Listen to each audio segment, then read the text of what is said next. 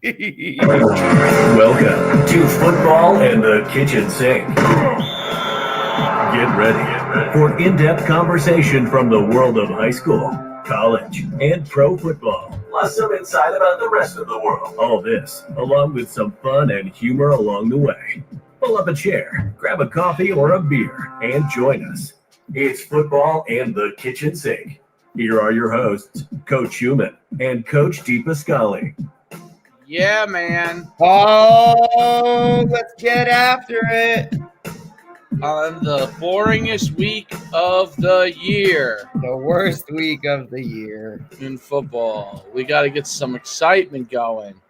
So, with that, a little bit of a tough day, man. It's kind of hard to even realize, and imagine that, Kobe Bryant's been gone for a year. Kobe. Wow. Is it today the day? Today is the year anniversary. I mean, I remember that was so. That's what I'm saying. That's one of those things. You're gonna always remember where you were when you heard that news because he had such an impact.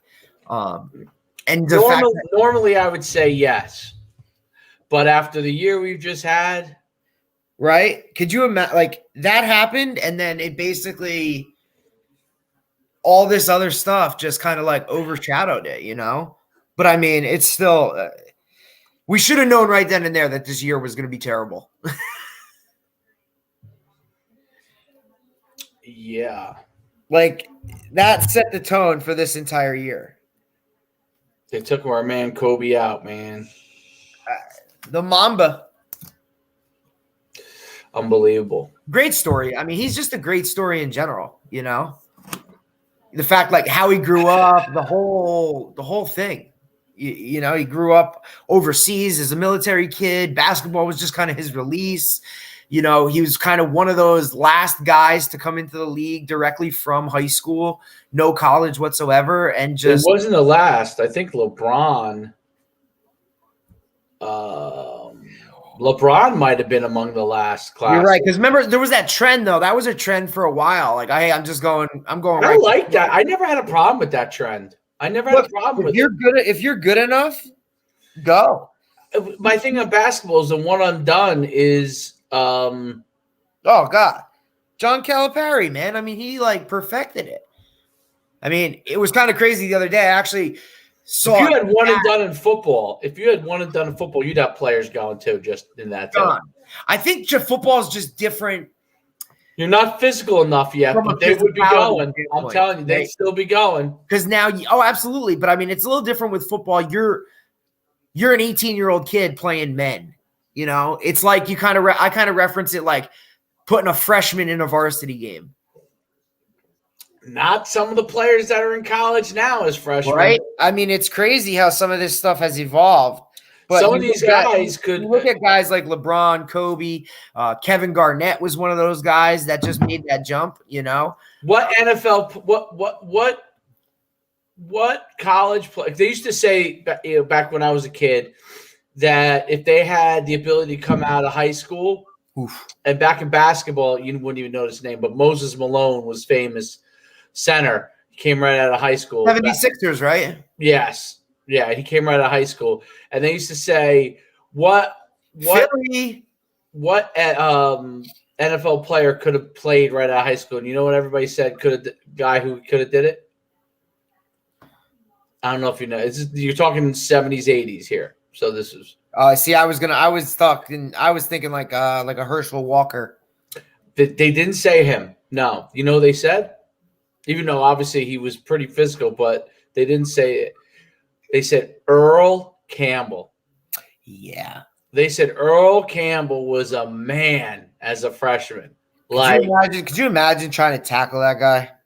The thighs on him? You think about it as a safety.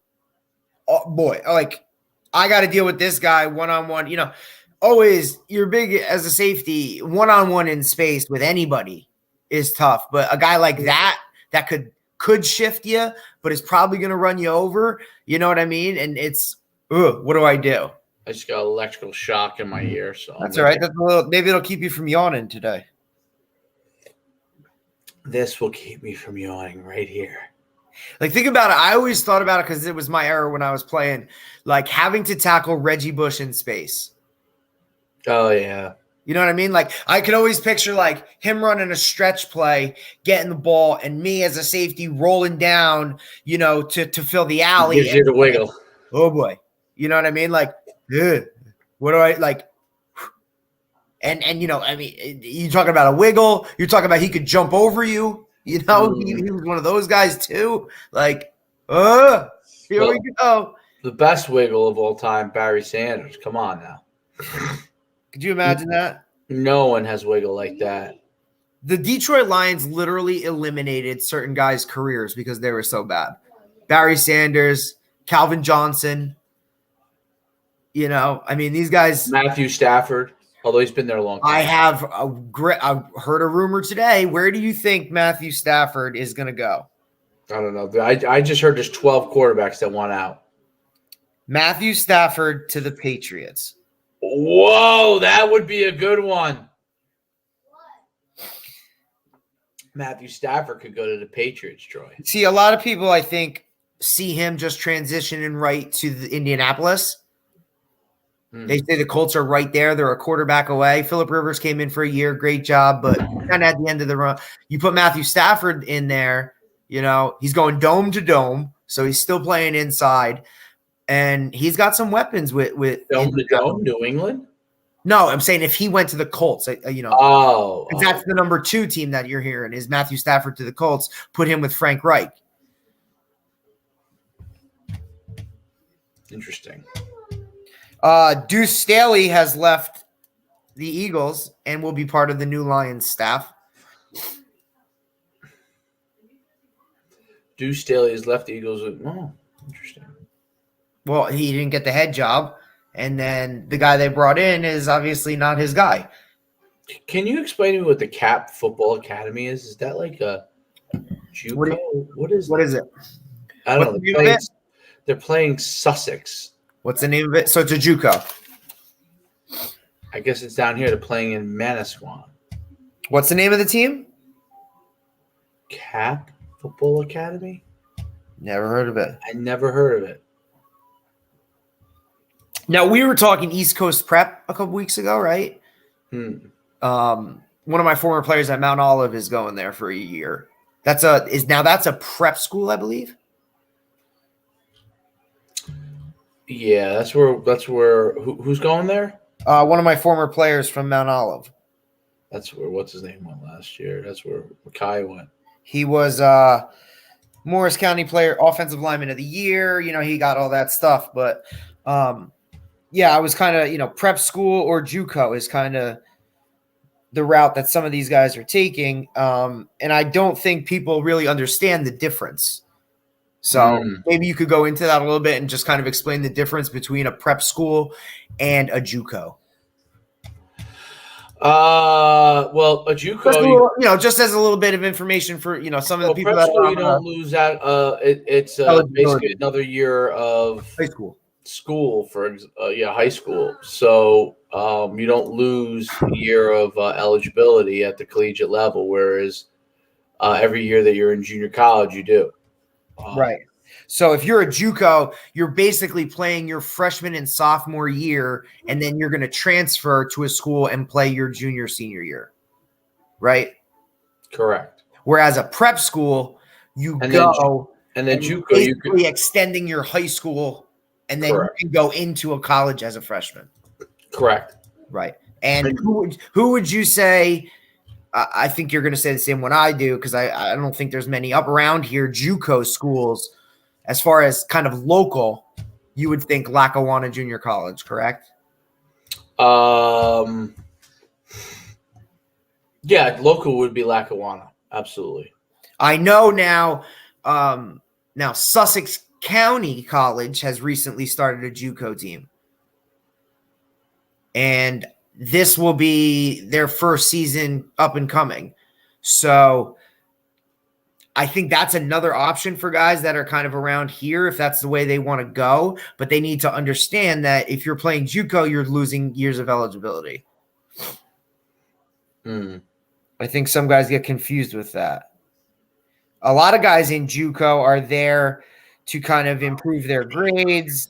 Maybe they didn't do the right thing in high school. They just need another year to kind of get ready. But I can remember at Montclair State, every single year we would have a game scrimmage at the end of camp against Lackawanna. And Montclair, you did? Yeah. And we would be, I'm telling you, man, I played against some straight dudes. There was guys on those teams that were already signed to go to, Virginia or Florida State, big time Division I schools. And they were kind of at Lackawanna to just kind of get it together, I guess. So I was playing against some freak shows, man. That was always a real tough game. But it was excellent for us as a game scrimmage to kind of go against that high level competition to get ready for the season. But man, that's how we ended camp, and it was a doozy every year. Interesting.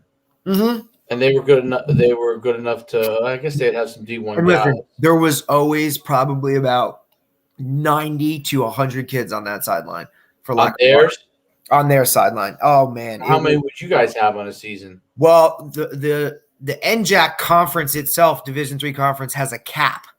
You can only bring 120 kids to camp. When I was there, it was lower. It was only 100. So we would bring 100 to camp, and then you're always thinking, you got about 5 or 6 that usually quit. They don't usually like football or whatever by the end of camp, so you lose them. You figure you lose a couple other guys to, injuries or whatnot. So I'd say we would probably start the season around 80. Right. And then obviously it dwindles from there, guys, with school, with life. We would probably finish each season around 70 to 80 guys. But because the NJAC was different back then, capping how many people you can bring to camp, you kind of have to make certain decisions, If you pull up lame at one point, you could be going without a punter, just because guys get hurt. Or quarterbacks, my first year there, they had 2 quarterbacks go down in camp, and all of a sudden you're looking at a third guy who's like a freshman, and then there's nobody behind him. So you would just be looking for guys that, maybe played quarterback in high school that could just get the job done. It was a really weird and awkward situation, but part of Division III football, just kind of how it is. Now, other conferences don't do that. Mount Union, they got 180 guys at camp. They can just bring in whoever. So that's what's a little different about that Division III conference in the NJAC with, you got Keene, you got Rowan, those types of schools. TCNJ, kind of cap it, and you can only have a certain number, which limits you in recruiting and in the way you play the game.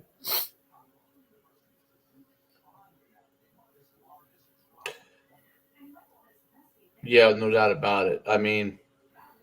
I Lackawanna. So to answer the question, one of the important things with the JUCO that's different is that if you didn't qualify academically for Division I, qualify academically, is that like clearinghouse stuff? For as far as in order to be eligible, right, to play. Then you have to do 2 years at JUCO if you go JUCO. So that's the reason why 2 years. You have to do 2 years. So that's why a lot automatically locked in. That's why people like the prep school route. Right, because you have the option after 1 year to say, I got an offer, I'm gone. Right, if you could improve your GPA. The other thing is that's a little wild situation. Right. And then now if you are academic, I guess that's why Last Chance U was such a phenomenal series on Netflix, because the life of a JUCO student is a little different. You saw that in the show where you're bringing guys in from different cultures, different areas, and for that show, they were, where are they? The middle of Kansas, right? Weren't they out there? And you're taking these guys from elements and areas that aren't like that and putting them there. And they're basically there. Look, do your schoolwork, play football, done deal. That's all you have to do. But there's really, you're talking kids doing crazy stuff like any college, Yeah, no doubt. So the other thing was so the second thing with that is that if you do qualify academically and you go to a JUCO, you can leave after the first year. Right. That's the advantage to it. No, it's not an advantage. JUCO is not an advantage at all. There's no advantage to JUCO, or The only advantage to JUCO is you're playing at a higher level of competition. Right. You're getting ready. What's that? You're getting ready. Like, you know, the guys to your left and your right are going to be somewhere. Not as maybe, yeah. I mean, your games are a higher level, definitely. Right. You're playing against the guy that, he's going to Mississippi State, or that guy's going to Alabama, that guy's going to Florida, and we're playing against them. So a lot of what JUCO is, I think, is tape, which makes it kind of tough as a coach in my eyes. Most people who go to JUCO are not good students. Okay. So you're dealing with that element as well. Right. They have to improve academically. Prep school also could be that situation, but prep school don't lose eligibility. I'm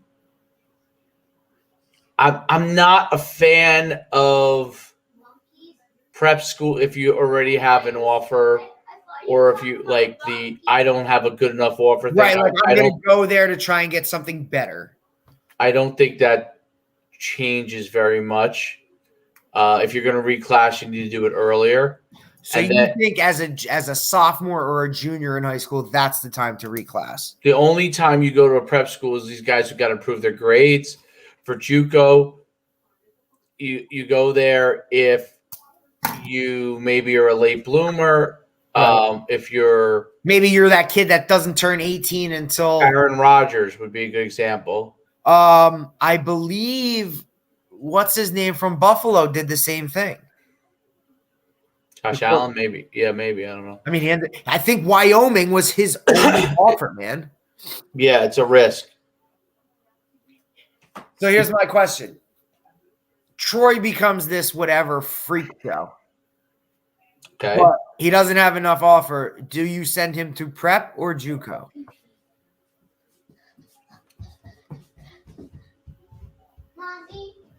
And he's a good student? Solid student.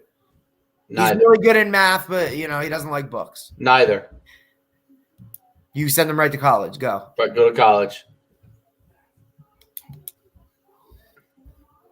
I think that decision, whatever level you're at, man. That's what I'm saying. I think it's very now. JUCO does they do make sense for certain instances and people in different situations. So everyone's in a different situation. Right. You're asking me my situation, right? It's a case my situation that is going to be basically. And this is from a family planning standpoint. Is we sock away money every year for Troy's education. So So, I mean, that's how much it's going to cost, right? You think about it. Yeah. So, I'm not, now everyone's in different situations. Right. So it's a case by case situation. That's it's I think that's what you should do. And then if you get a scholarship, then great. I mean, it's a bonus. Now? Okay. Hi, Nicole. Derek said hi. She loves me. He said you love him. Oh. That would be like a good time for like a Receiver Arch commercial. Like when they come down the stairs or something. I just think Nicole should join. We should have a segment with Nicole talking about, I don't know, whatever she wants to talk about. She could come up with something good. So you know what I wanted to talk about today? I wanted to see if we could figure out the top players. Now we've done quarterbacks, so we don't need to do that again. But the top defense, the top players at positions of all time. Oh, okay. In the NFL, we've done quarterbacks. I think we did running backs too at one point. I think we did running backs, so we don't have to do those two again. So let's go right to what did we do? Wide receivers? I think we kind of did because you and I were talking Jerry Rice, Randy Moss. I think that was just a debate, Randy Moss versus Jerry Rice. Because I think we both agreed that they're two different types of receivers. Yeah, let's start with wide receivers. Okay, so we're going wide receivers, greatest of all time. Greatest of all time, wide receivers. Obviously, you know Jerry Rice is going to be in the. I didn't even realize we had people in the chat here too. Oh, it's Chris, man. Chris is joining in. Hey, what's going on, Deshaun, and what's going on, Chris? Chris is the man. Perhaps and Chris is right. He's right on that. He's always right. Chris, we gonna see Pope John? I got some insider information, baby. Oh, I don't know. I don't want to release it in here. I got some names though. I mean, it's interesting. It's interesting. Let's see. Okay, wide receivers. You ready? Do you want me to go first? Yeah, yes, absolutely. I'll start running with it. I like your shirt, by the way. Yeah. I can't wait. I like Chris's response. I want to know if you're gonna if NUC pays for my flight to Alaska. No, we already have a guy that's going to Alaska. He's the one that asked for it. That's amazing. Well, we had at the dude, I think that's so cool. We had at the All-America game, I think 4 or 5 kids from Alaska. I just think that's and so cool. They were from the top program in the state of Alaska. Like you're gonna talk about you're running an event. Where are you doing it, Juneau? No. We already have Mr. King Kova saying Randy Moss. So it's at a high school. And we're gonna talk about this at some other point. Why are there no high school mascots that are the Cobras? Because dodgeball ruined it. Cobras are my other ear now. Troy probably did some crazy thing to you. All right, let's go. I love it. Yeah. So here we go. Let's go. People are into this. We got another comment. No kidding, because the debate is always so let's go. Let's get right into it. Wide receiver. Let's not beat around the bush. Let's get to the people's choice here. So I'll go first. I mean, you already got 2, man. Randy Moss, Jerry Rice. I'm gonna give you number 1. Okay. Oh no, we're gonna go number 5 first. 5, okay, right? So we're worked. I got it. Okay. Let me so I just have a quick reference. Yeah, I was just gonna say you got to pull up some kind of list because there is a I already know we can do this. We can do all-time receivers, and then we'll do current in the league guys. We'll break it up that way. Okay. All right. Let me just. All right. I got a good pull up of.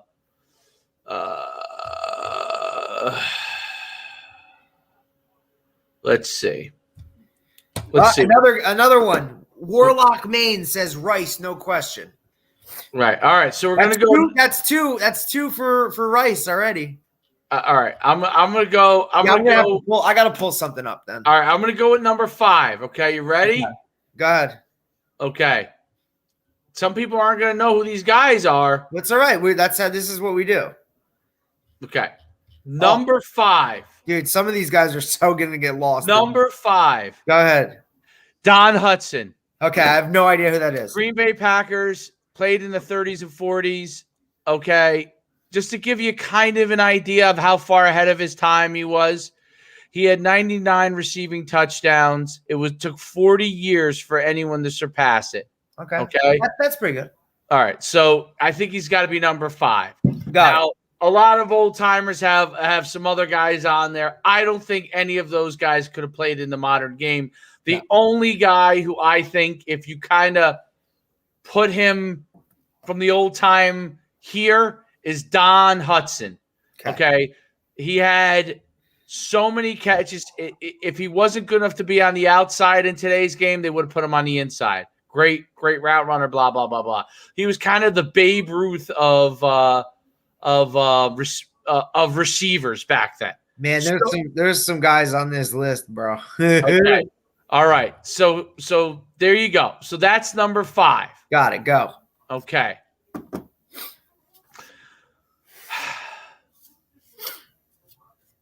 Number 4, I'm going to go with Larry Fitzgerald. Still in the league, man. Okay. Larry Fitzgerald. What college? I don't know. I don't know. Oh, I know. Pittsburgh. Pittsburgh. You're looking at it. No, I'm not. I didn't look at it. Pittsburgh. And we got another guy chimed in on Rice also. That's 3. That's 3. Pittsburgh is where Larry. Am I right? Yeah, Pitt. Okay. So Do you know Larry. what number he wore? Woo! God, I don't know. 1? I think he did wear. I thought he wore 3. Might have worn 1. I don't know, but I keep getting shocked in my ears. So if something bad happens, that's dope. Like you get a little something bad happens, just go call 911. Okay, so Troy knows. He already knows. All right. So you got Don Hudson at 5, Larry Fitz at 4. Larry Fitzgerald at number 4. Okay. Number 3. Let me think about this. I'm debating my number 3. God, there's so many. Because I'm conflicted on a couple of guys. There's a lot of names, man. I think.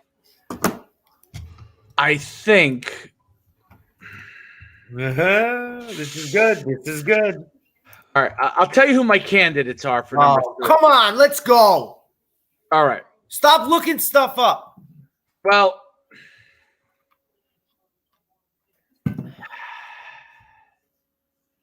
ooh, you got some.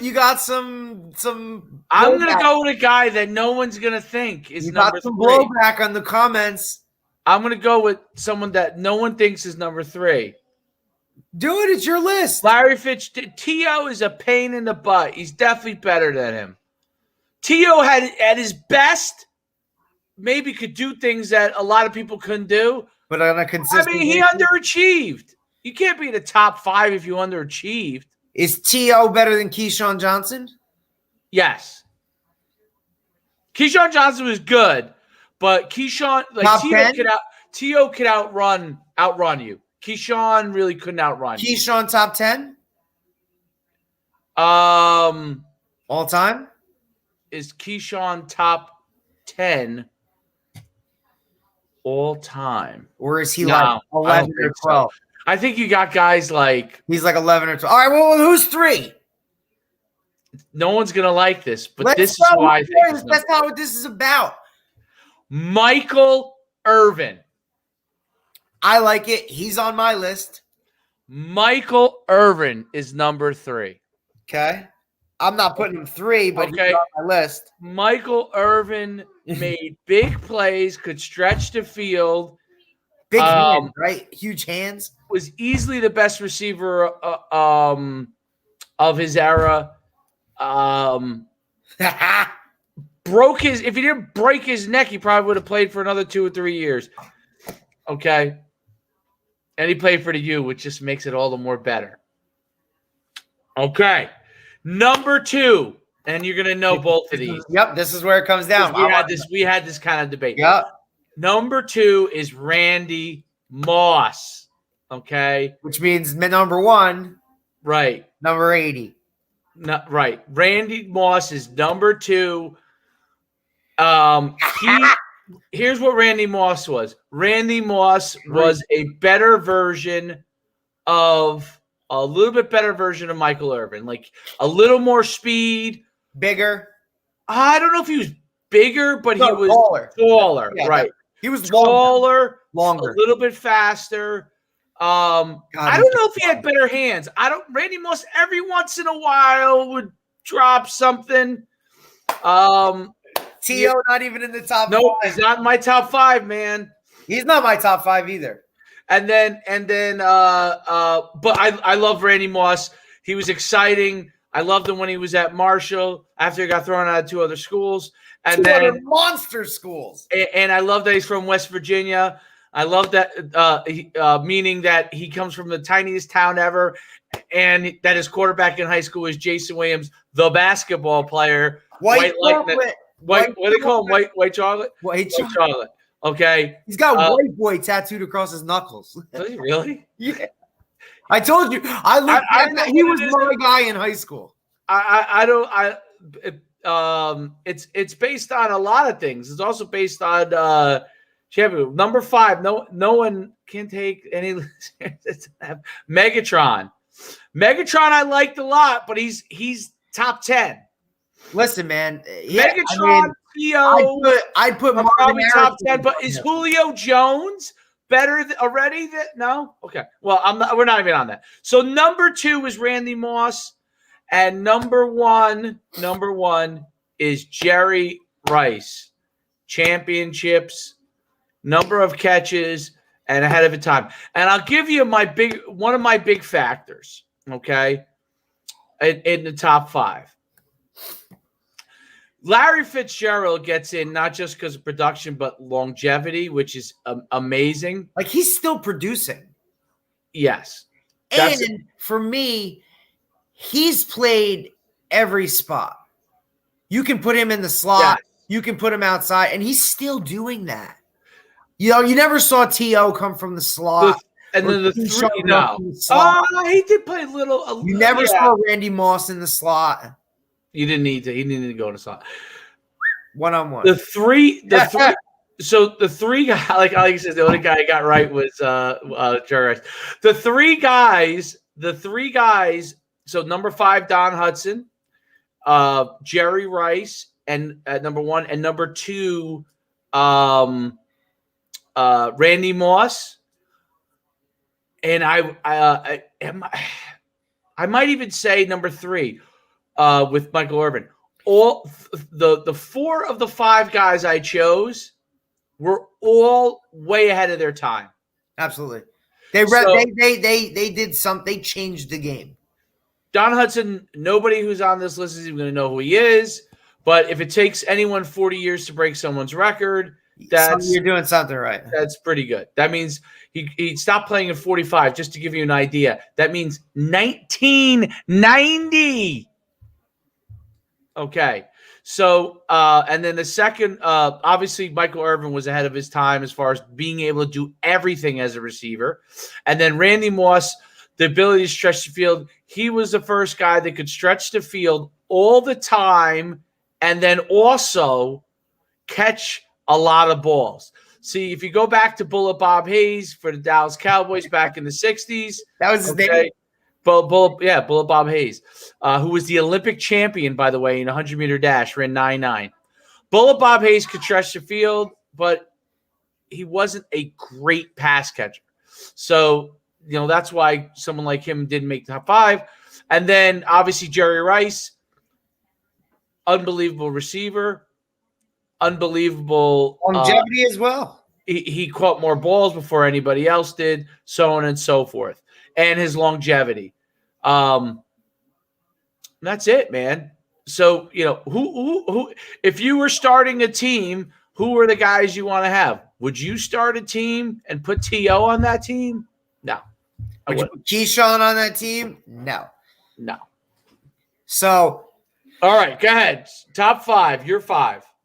I'll work down. Number 1. You're going to go 1 to 5. Okay. Jerry Rice. Hands down. Jerry Rice. Jerry Rice. I thought we had this debate, and I thought you were on. No, I like Jerry Rice. The fact that, listen, I love guys that can blow the top off. Love it. You know what I'm saying? Big play guys, whatever. But for a guy like Jerry Rice, who just revolutionized the position itself and worked so much technique. Route running. That's all it's about. 2 for me is obviously Randy Moss. People are going to think we're in cahoots here because that's where I was putting Michael Irvin as well as number 3. Oh, okay. So you have 1, 2, 3 is exactly the same. Exactly 4 and 5, there's no way. No way. So number 4, I'm putting Marvin Harrison. I liked Marvin Harrison. I'm thinking of him as like a 6 or 7. I have to think about it, but yes, I love Marvin Harrison. I mean, he was another guy that Jerry Rice light. Yes, and look, you can obviously see my trend. You can see my trend here in the fact that, guys that just produce and really became students and worked their craft. You know what I'm saying? These guys weren't the fastest. They weren't the biggest. I mean, look at Marvin Harrison, man. I mean, but he got open. You know what I'm saying? And him and Peyton were just on such a page together. They would do certain things that were just incredible. So that's my number 4 is Marvin Harrison. And look, you could throw to me 5 is kind of like, it's kind of a toss up, man. I mean, you can look at so many of these guys, the TOs, the Fitzgeralds, the Megatrons, I even think about a guy like a Chris Carter, even like and the other guy I loved. I mean, you can look at like an Andre Johnson. What about, Steve Andre Smith? Johnson for a short time was really good. Like Steve Smith, Hines Ward. No. Some of these guys, even guys like going back, like Sterling Sharpe, if he didn't get hurt. Sterling Sharpe was on pace, definitely. You know what I'm saying? But he got hurt. What about a guy like Andre Reed? Not dynamic enough. Keyshawn obviously has to be somewhere there. What about an Andre Rison? The thing about receivers is Andre Rison was very good. Unfortunately, he let Left Eye burn his house down. I mean, look. I don't think he wanted. I would argue for guys like Wes Welker. Isaac Bruce is better. A guy like what about Lynn Swann? Lynn Swann, but if you look at Lynn Swann's numbers, he was a big player. You're basing it on numbers. I mean, what about Drew Pearson? Because Steve Largent, Drew Pearson, Steve Largent, Art Monk. If you're going catches before their time, Art Monk and Steve Largent are right up there. They were both leaders in catches way ahead of their time. I mean, Biletnikoff was way ahead of his time. So all that I'm friends with him on Facebook, by the way. All that stuff being said, I think honestly, number 5 for me has to be Chris Carter. Oh, I don't see it. Really? Yep. I mean, and then literally it's kind of a Rolodex for me. If after 5, I mean, I think T.O. has to be somewhere in there. Keyshawn has to be someone in there. Steve Smith has to be someone in there. What about Reggie Wayne? Wes Welker? No. I think Reggie Wayne has to be in there somewhere. I think Lynn Swann. Reggie Wayne's numbers are good. Lynn Swann numbers are good. Has to be Tim Brown, longevity, plays forever. Isaac Bruce does have a ton of yards. What about? Yeah, but he probably had a lot of those yards in like 2 years. Not true. What about he had 1,000 yards? What about Torrey Holt? 3, 4, 5, 6, 7, 8 times he had 1,000 yards. What about Torrey Holt? Torrey Holt is in the top 20 in yards. See, the modern era of throwing too. It's so skewed. It's skewed. So, people want to know this, but Art Monk, Steve Largent, in their time, they were by far the biggest receivers as far as number of catches. Now you got guys. James Lofton had an unbelievable career. So here, I'm looking at a list right here by 14,000 yards. Here's the top 25 by average 18.3 catch. Athlon Sports. Okay.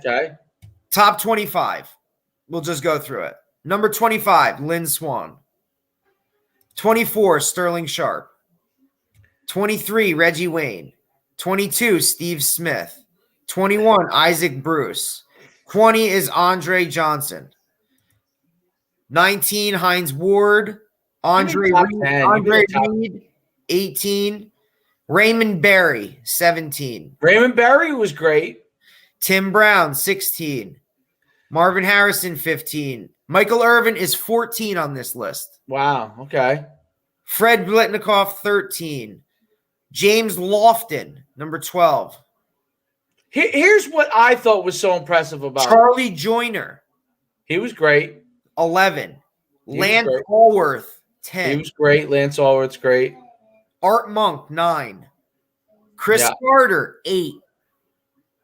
Randy Moss, they have as number 7. 7. T.O. is 6 on this list. Okay. Fitzgerald's 5.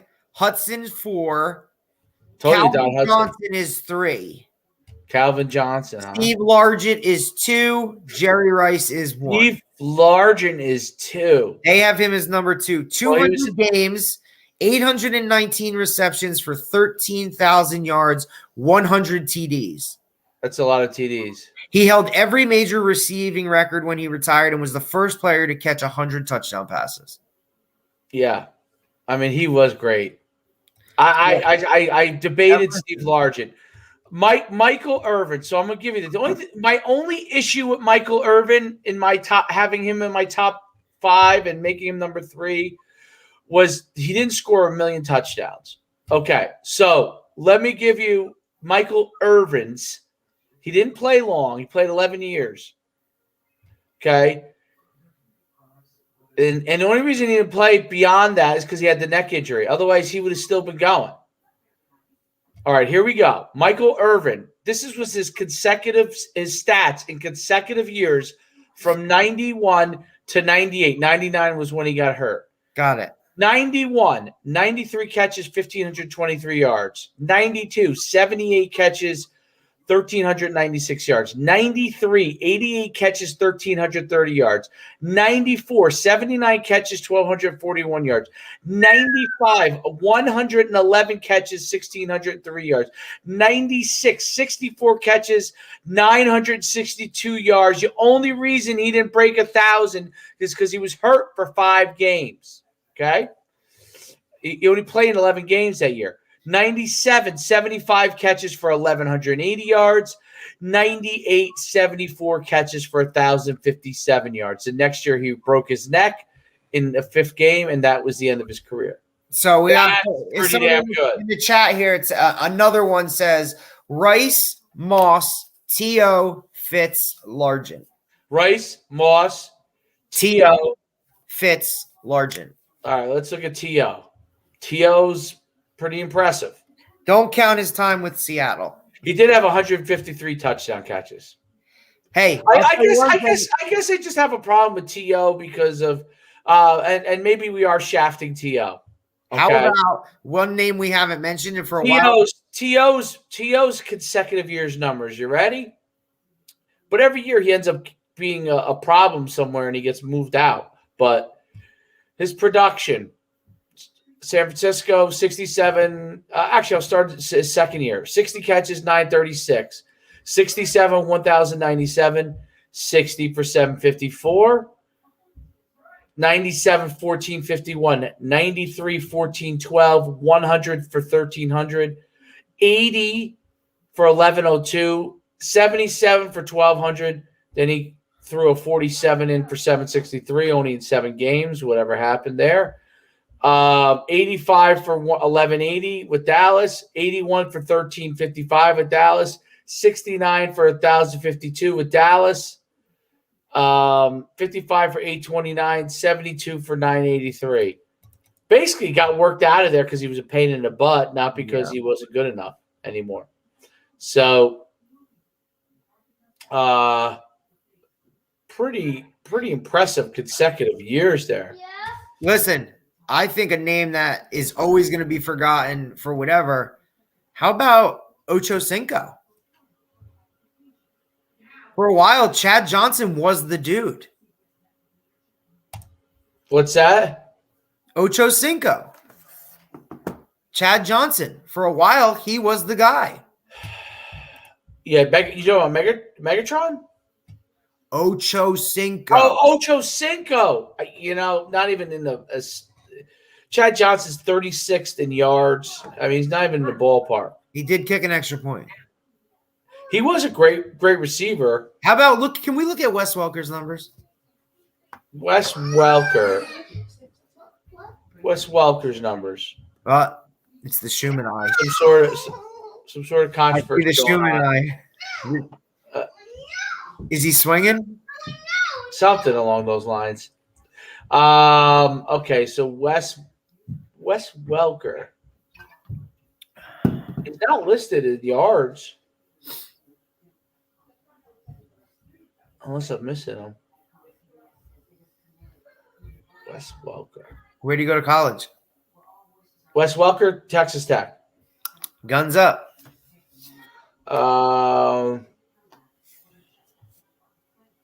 Where's that? I don't see. He's not listed in the top things. Geez, Henry Ellard, 1,377 yards. I think he played for the Rams. Let's do. Okay, so how about Andre Johnson, better career. Reggie Wayne did have a heck of a career. I mean, there's a lot of guys. Wayne's in the Hall of Fame. You know, once everybody started chucking the ball around, that's kind of like a tough. See, the 90s, they didn't chuck it around that much. Running backs, man. You know, like. All right, Jerry Rice's numbers are just mind blowing. He did play for 9,000 years, but let's transition. All right, tight ends. Are we going to next? No, we're going to wide receivers right now. Wide receivers right now. My number one, DeAndre Hopkins. I got Hopkins. Adams. Adams is my two. Devontae Adams. And then you got I don't know. Hill. Who's the best right now? DeAndre Hopkins.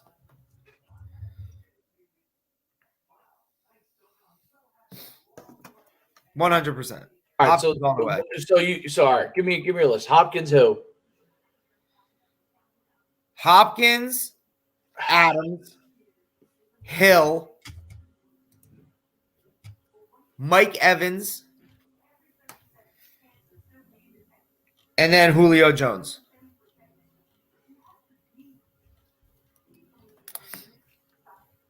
DeAndre Hopkins, Devontae Adams, Tyreek Hill. Who's the best career-wise, or who's the best like you want on your team now? This is just what I'm saying. And then right behind them, I got, and it could be right there, man, is Stephon Diggs, Keenan Allen. Those guys are beasts. All right, I got to go. You got to look. I just like to look at all the available people. I got to go. Okay, I got Warlock Maine says I wouldn't contest that. Thank you. He likes the list. Well, hey, you want to be a crowd pleaser? Great job. I'm not a crowd pleaser. These are guys that I think can get done. So here's who I think. I could watch. I would go Hopkins. I could watch Devontae Adams, his tape, and just it's amazing. All right, I'll go Hopkins, Hill, Michael Thomas, Julio Jones.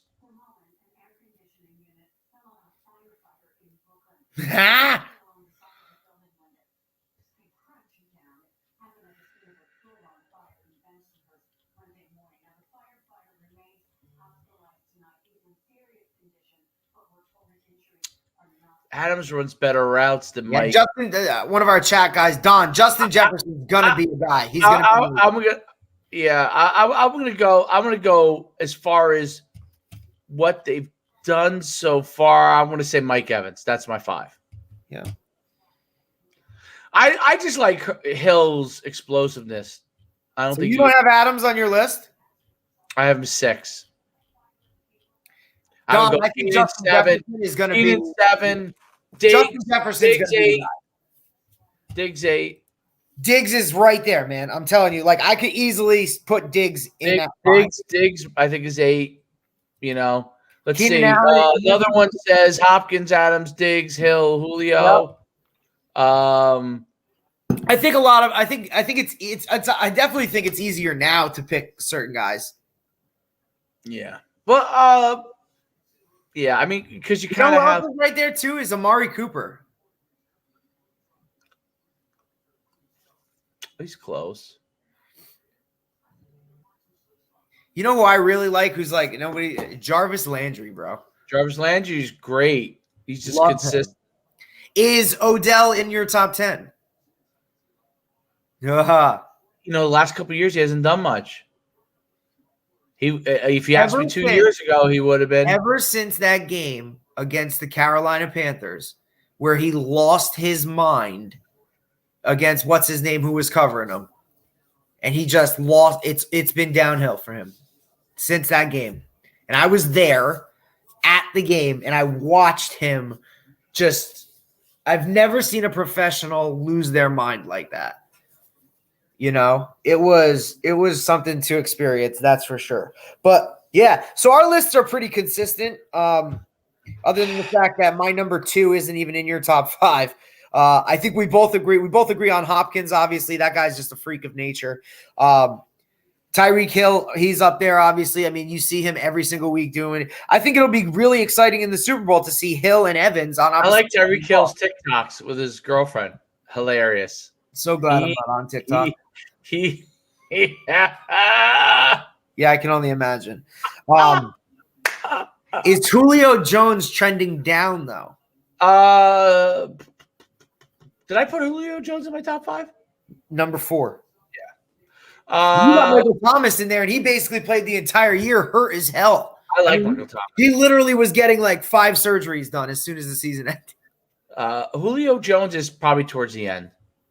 Last couple of years. I don't know. Who's better right? Which Alabama receiver is better right now? Amari Cooper? He's so big though. He could become a different receiver. When you're that big, I think he could stay longer because you can use your body. Like Larry Fitzgerald? Yeah, you could adapt to like if you're purely a speed guy and your speed goes out, then you got a different issue. Will Tyreek Hill lose his speed?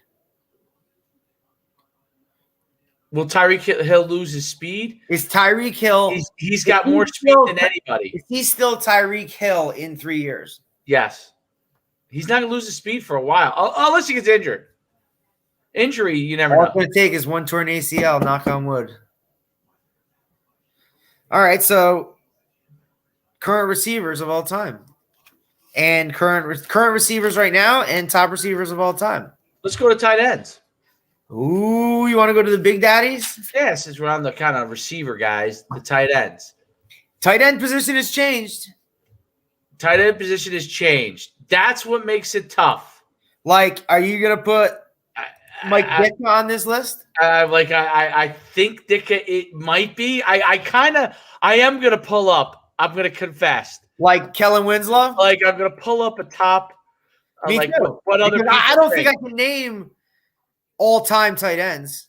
Like, who's the guy from the Giants? Bavaro? No, not in it. Not in it. I know who number 1 is. So I already know who number 1 is. Yeah, is. Shannon Sharpe. No. Really? No, he's not number 1. He's not on your list? No, he's well, where are we going with the top 5? Top 5 tight ends of I think he probably makes that list, but it's there's tight ends tough, man. Tight ends tough, different guys, skill sets. Antonio Gates has to be in there. Yeah, of course. All right, so I guess think Gronk is Gronk in there. Gronk's my number 5. Gronk's won a lot of Super Bowls. My number 1. Are you going number 1? I'll let you go first. Tony Gonzalez. Absolutely number 1. Not even close. Number 2 is Gates. Okay. Number 3, I got to take a look at this one because this one's tough. You pulled up the Athlon list. This one's tough, man. 3, because we're going all time. All time. 3 has to be Shannon Sharpe. So Tony Gonzalez 1, Gates 2, Sharpe 3, and I think I got to go with Jason Witten as 4, and then Gronk 5.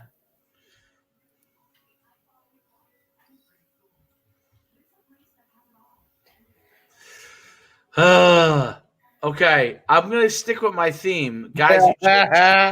Guys who changed the game. No, oh, here we go. That means Ditka's on this list. Kellen Winslow's on this list.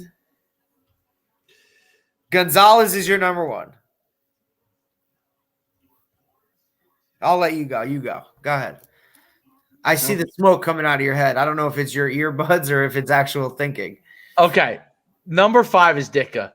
Hands down, the best blocking tight end of all time. No one's close. So he should have just been a tackle.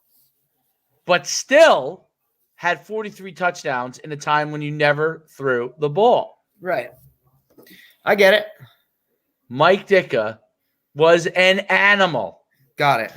He was Gronk before Gronk. Okay. All which right. is why Gronk is not on this list. Okay. All right. Number 4, Kellen Winslow. The daddy. Kellen Winslow is the first person to do all these things as a tight end that you now see Gronk doing. He lined up as a receiver. He lined up as tight end. He was a probably first ballot Pro Bowler, just like Mike Ditka. Okay. Number 3 is really hard because I choose number 3. One of the guys who I think are really good, there's actually 2 that don't get in. Okay. Number 3 is, I hate to say it, but I got to go with it, Shannon Sharpe.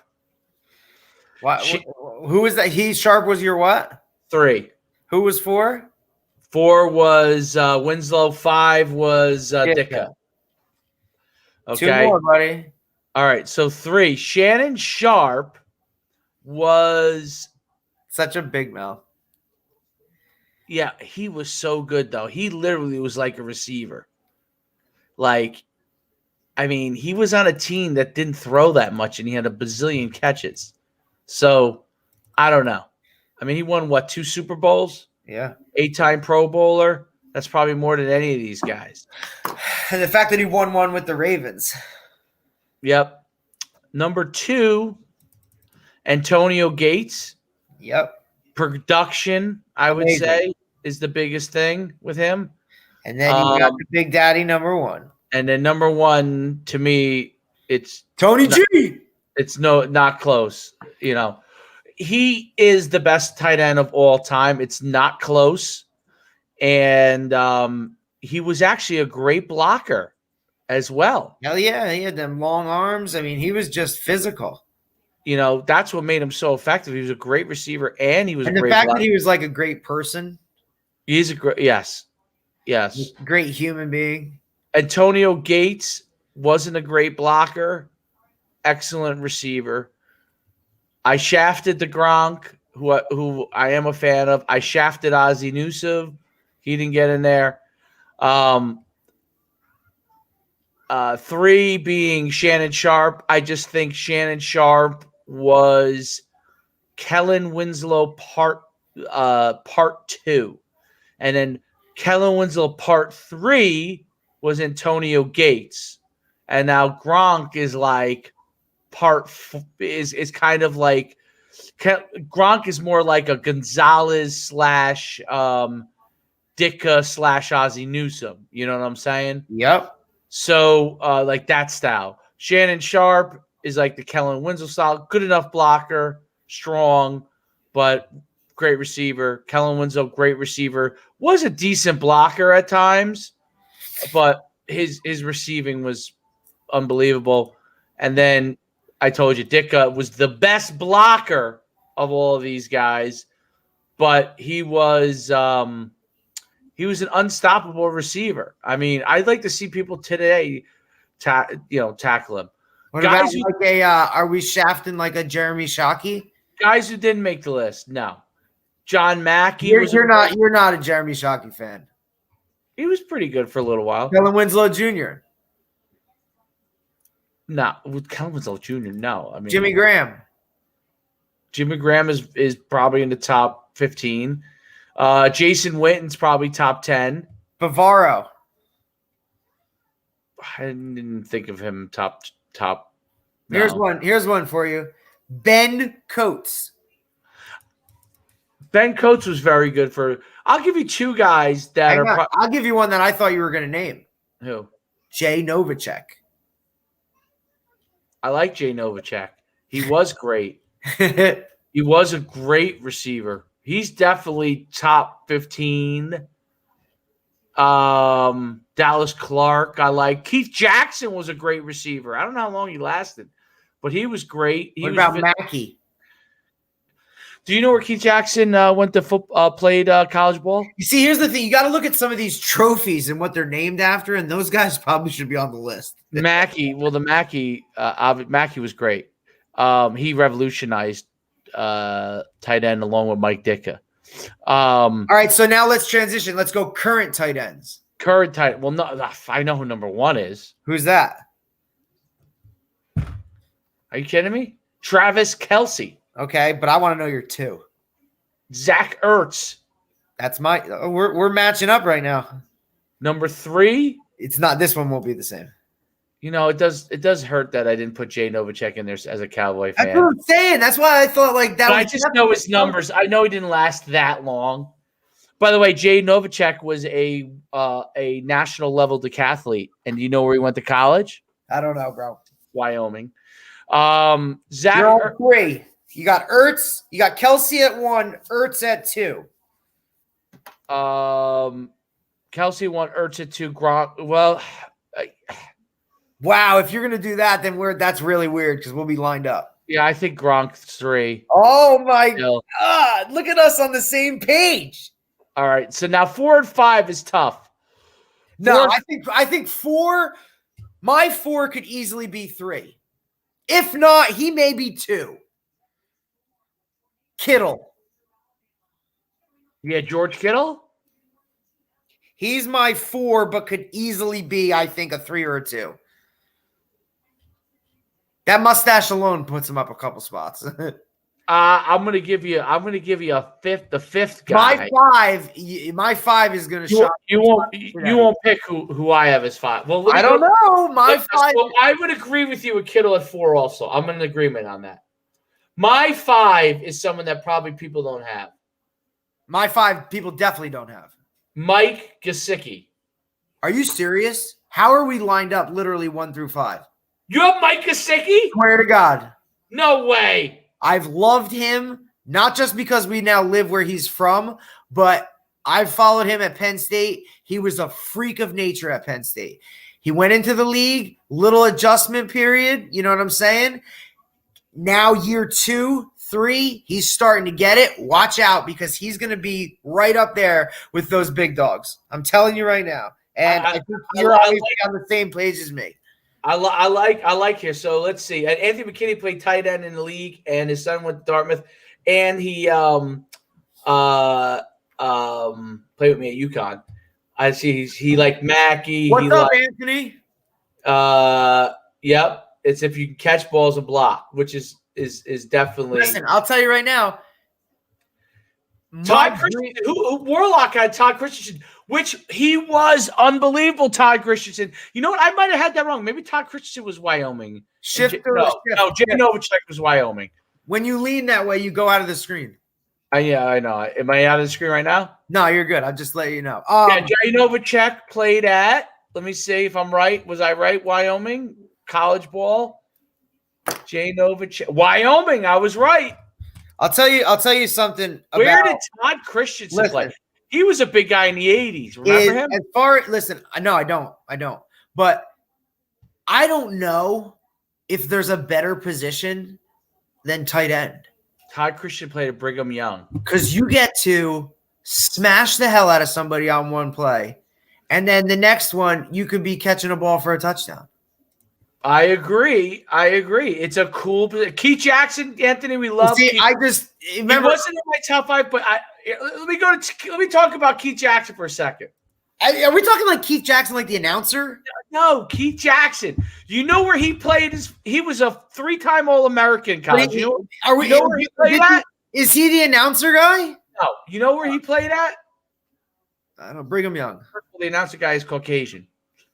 Keith Jackson is African American. Oh, I really have no idea. I typed in Keith Jackson. Keith Jackson played college ball for Oklahoma. The Sooners.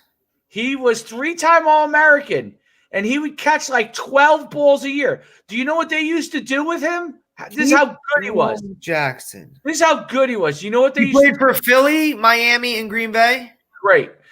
Do you know 260? Do you know what they used to do with him when he was at Oklahoma? Oklahoma wishbone triple option.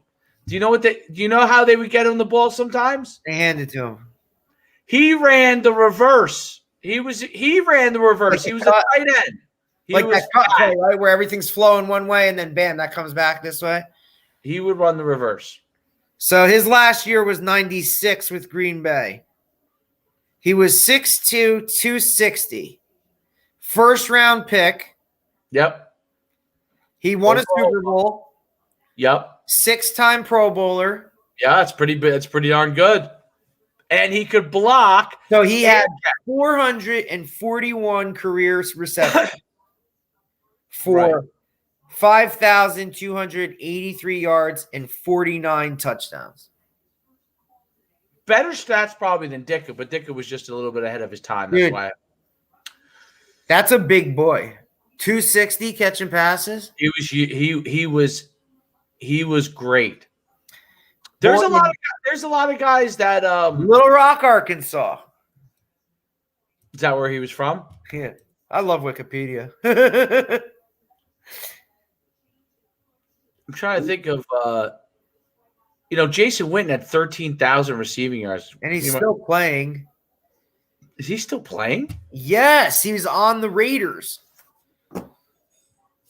6'6", 263 from Tennessee. Do you know he played in college? You'll be shocked at this. So I'm sorry. So Jackson caught passes from I figured it was, but Anthony is telling from Randall Cunningham. Yes. I had a coach that played for Randall Cunningham. Like, he went through camp and got cut. But Coach Pacifico used to say, like, look at my fingers. The reason they look like this is because Randall Cunningham threw that thing so hard, I broke more fingers trying to catch his passes. That's how much he had on it. Where did Randall Cunningham go to college? University of Nevada, Las Vegas, UNLV. Wow. Okay. He's a UNLV guy. A program that, allowed a high school coach to take it over. All right, Anthony's right on it, UNLV. Anthony must be a Philly fan. I'm not sure. UNLV. And Reggie White was on that Eagles team? Who? Reggie White? Reggie White, yeah. Does that mean Irving Fryer was on that team?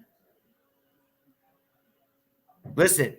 He may have been. Irving Fryer was great. Do you know where he growing up as a Miami fan, you know what I'm saying? Like, Irving Fryer, Irving Fryer was my dog. He started out in New England, Irving Fryer.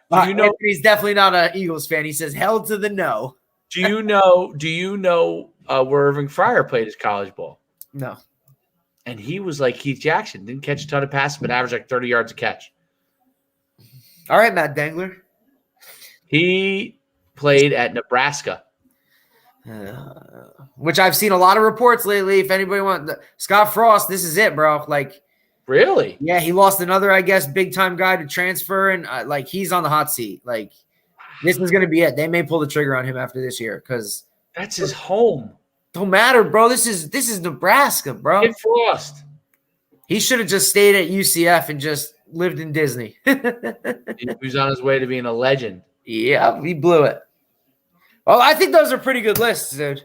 By the way, I got some great plays from what he used to run at UCF. Good, let's do it. Don't tell me. Two of our big sets from this year were from that.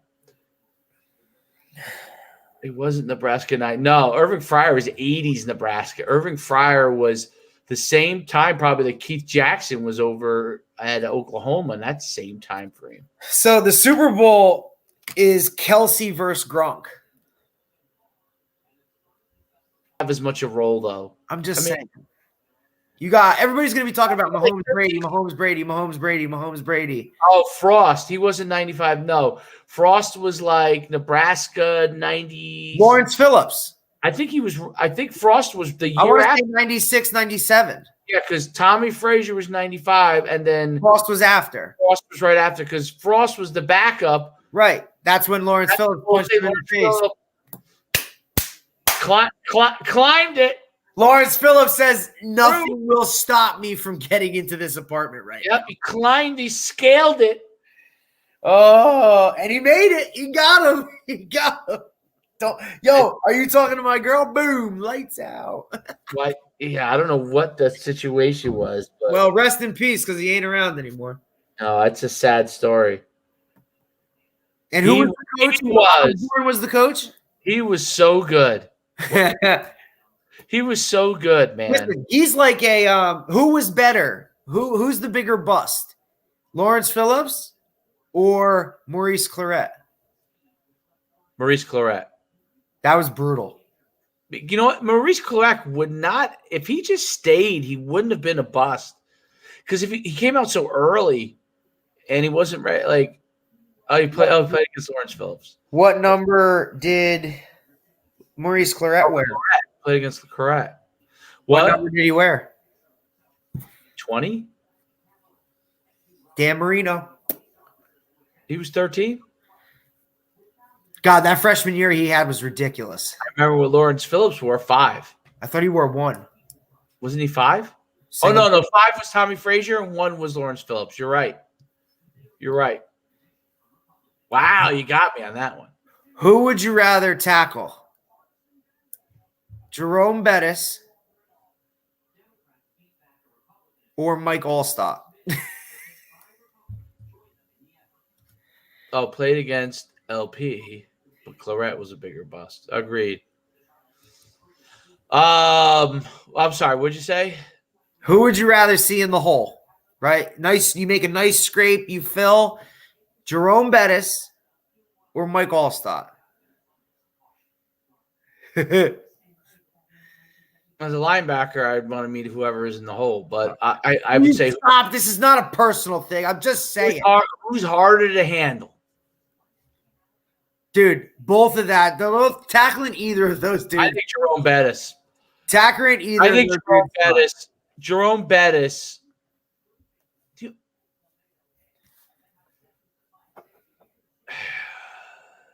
Allstott might have been faster, so he was coming with more at the point of impact. Jerome Bettis was, I'll tell you this, Jerome Bettis, yeah, definitely had more shake. Jerome Bettis, when he was at Notre Dame, when they won the national championship. Oh, that he was there? Yeah. Was that Tim Brown too? No, Tim Brown was before. Who was the quarterback of that team? Tony Rice. Bettis was and he said it was unbelievable. They ran the triple option, and he was just dive back, forget it. He would get the ball as dive back and like be out like touchdown. Like split safeties. Because you had to worry about Tony Rice running. And then they're running, you know who else their running back was? Ricky Waters. Oh, I love that guy. When he was with the Niners, I liked him with the Niners when they won, not when he was with the Eagles. And the Rocket was probably there too. Ishmael? I think he was there at the same time. All of them. He didn't have a very good NFL career, right? He was pretty good. He was more of a kick returner. He had a couple of good. So now here's another one. Okay, so that's one that you're making a tackle not in. Now you're making a tackle in space. Reggie Bush or Tyreek Hill? In space, Reggie Bush. Hands down, easier to tackle is Reggie Bush. Tyreek Hill. Although Tyreek Hill's, a little different style. Tyreek Hill's a little measured when he makes moves. Like he makes moves. He like calculates them. Yeah, like it's like different. He'll go 2 yards by you, stop, and like come back a yard to go back around you because of your pursuit. Whereas Reggie Bush, I think, just hit it and bam. I love this question. Ooh, Campbell or Bettis? Yes, yeah, and Anthony. Well, we'll go back. How about I'm just gonna run? So Anthony says Tyreek. I agree. I think Tyreek. I think Reggie Bush is more shifty, flat ahead, fast. So let's address this one. Who would you rather tackle? Definitely the hardest attack. I would run to the sideline. Campbell. I mean, Campbell. The difference between Bettis and Campbell, they might have like. I think Campbell's legs were bigger.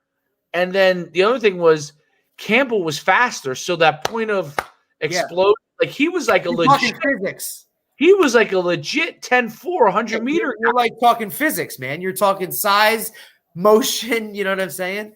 What about like Tyreek world-class speed too? What about Tyreek or Barry Sanders? What's that? Tyreek or Barry Sanders? Yeah, I like that. That's all right there. Bettis will put you in the hospital. Campbell will put you in the morgue. I agree. That goes on the quote board behind you. What'd you say about Tyreek? I said, what about like Tyreek Hill or Barry Sanders? Barry Sanders. But here's Barry Sanders, the all-time hardest guy to tackle. Hardest guy to tackle, Barry Sanders. Number one hardest guy to tackle. The difference is Barry Sanders could get caught. So, like, if he made a move and broke in the open, he got caught a lot because he was like a high 4.4s guy. Tyreek, if he makes his move and gets caught the other night, which I wasn't expecting. No, he didn't really get caught. They had an over-the-top angle on him. But you're right. He is a measured. It's like he calculates his moves. It's weird. He's like, you know what? Can I get to the end zone here?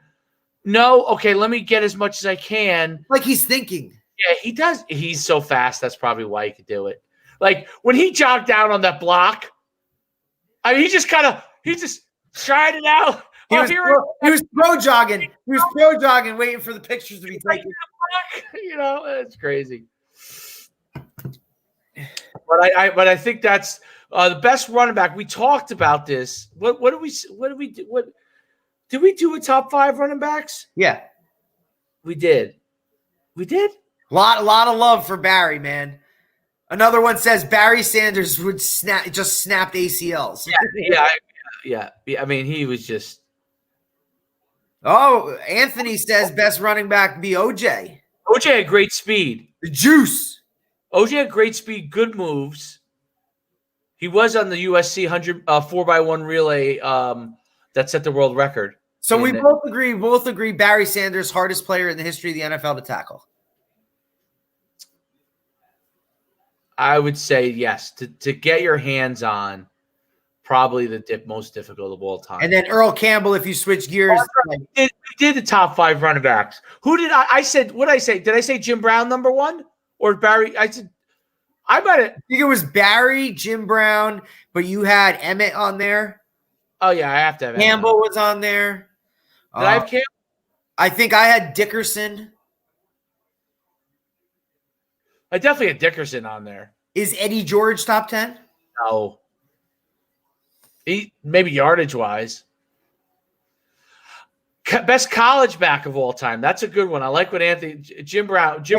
That's like Herschel Walker, Bo Jackson. My ahead of his time. Like that's part of my thing. Although at my receivers it was tough, and tight ends it was tough to really because. Listen, I had Walter Payton number 1. Ahead of their time that you couldn't like in wide receiver tight end because the game was so different that it was hard. I mean, Anthony's got. I love Eddie George, bro. But listen, I'm a huge Walter Payton guy. Love Walter Payton. Love Jim Brown. Those guys were just amazing. What was your top 5 college backs? We've never done that. That's got to be like Herschel Walker. Ricky Williams. Reggie Bush. Ron Dane. Ugh. He set the record. I would never put him on my list. Every Wisconsin back sets the record. True. The next didn't what's his name set the record? Yeah, there was like 3 in a row. They just all broke it. Now our boy's gonna be the next one. Yeah, but he didn't He just started carrying the ball at the end. You need those 4 years. You need a full 4. Marshall Faulk, good call, champ. Marshall Faulk's a great back. Definitely. Love him. Love Marshall Faulk. College. Marshall Faulk was great in college.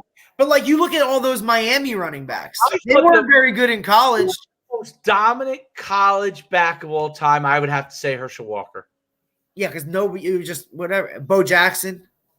Bo Jackson was 2 years. Who was the dude from Oklahoma that they did the whatever? Dupree. No, because his career wasn't great in college. Got it. The greatest high school back of all time. Noel Devine. Dupree, number 1. Number 2. I'll give you number 2. Derrick Henry. Derrick Henry's the second greatest back in high school history. Marcus Dupree, number 1. Number 2, Derrick Henry. Noel Devine wins the highlight tape then. Greatest highlight tape ever. Number 3. That was the freakish highlight tape I've ever seen in my life. Number 3, they used to call him the what was his name? He held the record before Derrick Henry broke it. He's from Texas. Of course he was.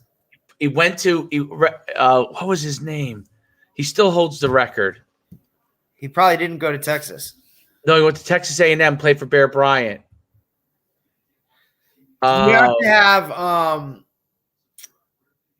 I think Reggie Bush has to be on that list. Running backs? High school or in college? Absolutely. Oh. No you don't think so? Tony Dorsett, good call, Anthony. Tony Dorsett was definitely the most, maybe the most explosive. He might be the most, who could get to the end zone now? I mean, I think you're 100% right with Herschel Walker, though. He's a freak. Again, ahead of his time. He basically had the moves. He just outran you or ran you over, and he actually successfully did it, which was amazing. Yep, and he did it all with push-ups and sit-ups. So the greatest the record before Derrick Henry broke it was Ken Hall. They used to call him the Sugarland Express.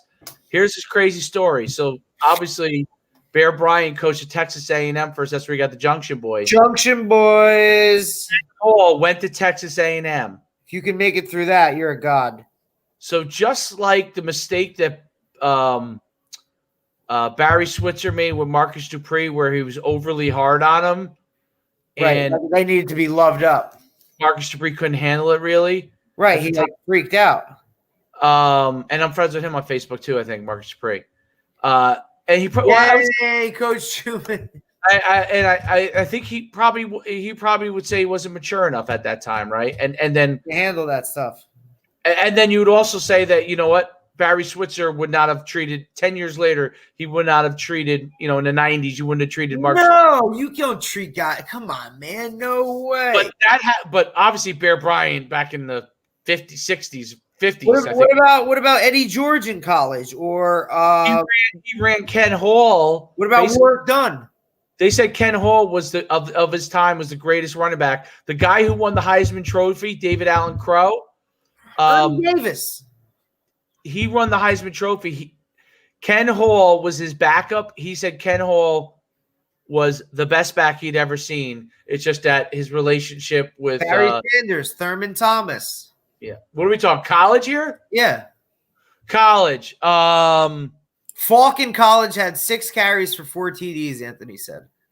Yeah, he played at San Diego State, and he was great in college. Tomlinson. Ron Dane was great in college.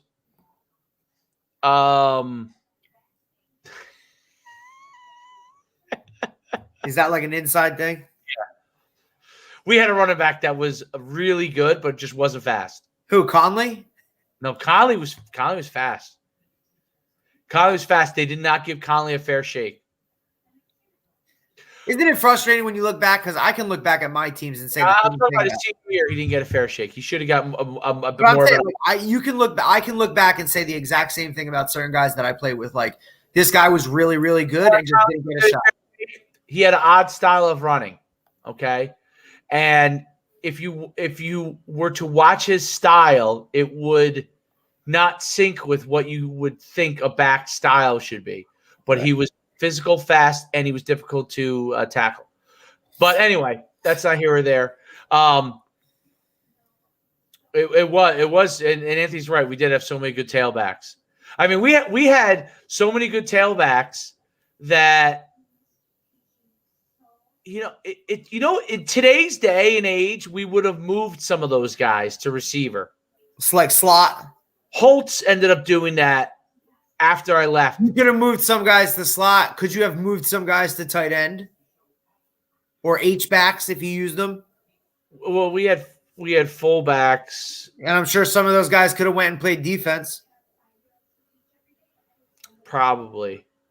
I mean, if you think about it, the way that they structured it, they really should have taken some of them and put them in different spots. Yeah, you had too many guys. You had too many good guys doing nothing. Nowadays, you would have taken because you utilized them in different ways. Because they would have been like your 1, 2, 3 best athletes, or half of those guys would have transferred in this day and age. Yeah, but not in FCS. I just think in FC. Yeah, Wilbur, he was a hell of a tailback. I didn't realize that his senior year he played fullback half the time. He was. My redshirt freshman year, these guys talking about Wilbur Gilliard, he scored 5 touchdowns. I was I blocked for him. I think I 4 of them at fullback. He scored 5 touchdowns in a game, and he just had a way of making you correct when you made a lead block. Well, he read you. He always read you. Like you're supposed to do. Like I tell the receivers, just get into him. The back will make the cutoff of you. Right. So he always did it right. He always made you right. So if you turned him one way, he would just make the right cut, and it was just great because you know what? Thank you. You had to dig him out in the old days, but you didn't have to dig him out. No, dude, you don't have to. It doesn't have to be a pancake block on every time. Just get your angles, get your feet around, get your hands in the right spot. Right. Just once if a tailback gets even with you when you're blocking, you should be good. You know Absolutely. What I mean? I hate to go because I smell good food here, and I think we're gonna have to. But I'd like to tomorrow go to another position since we have such a dull week. Well, we got to do some defense, man. Yeah, tomorrow. Well, let's go O-line, D-line tomorrow. I don't even. A D-line will be a lot easier. O-line, I don't have a clue. Come on, do some research. I don't even think I can name an offensive. Number 1, Anthony Munoz. Okay. Nate Newton. Nate Newton's definitely top 5. Alan Faneca. I don't even know who that is. Nick Mangold. Nate Soder. Bazzelli. Bazzelli was great. Joe Thomas, definitely top 5. Anthony, yeah. Another one. I have. We're gonna go because I'm starving. Give it, Anthony. What is it? Another. Give me your top 5. Another one. Shoot it in there. We'll put it up real quick, and we'll preface it with that for tomorrow. Ogden, baby. All right. So here's where we go. Pace. Yeah, no, Pace. Yes. Lando Pace. Anthony's right on. Munoz. Ogden was great. Pace. Shell. Ooh, Art Shell. Jackie Slater. I'm going to have to do some research. You have to do your research. Nick Mangold? Or his sister? His sister was a great athlete. Great athlete. Was she Olympian in the powerlifting or something? Yes. Yes. He could have started at any high school team in America. I would have taken her right now. No doubt about it. I think she was like Olympic champion. Yeah, she was like a power lifter, man. All right, we're out. Hit the drop. Thanks for listening to this episode of Football and the Kitchen Sink with Coach Schuman and Coach DePascali. Be sure to subscribe so you don't miss a single episode. If you like what you heard, leave us a review. And be sure to tell us. We will meet you back here next time on Football and the Kitchen Sink. All right, we're out. I'm starving. All right, fellas, everybody, appreciate the interaction. Today. It was great. It's a lot more fun when you guys come on. We'll always interact with you. Have a great day. All right. Later. Later.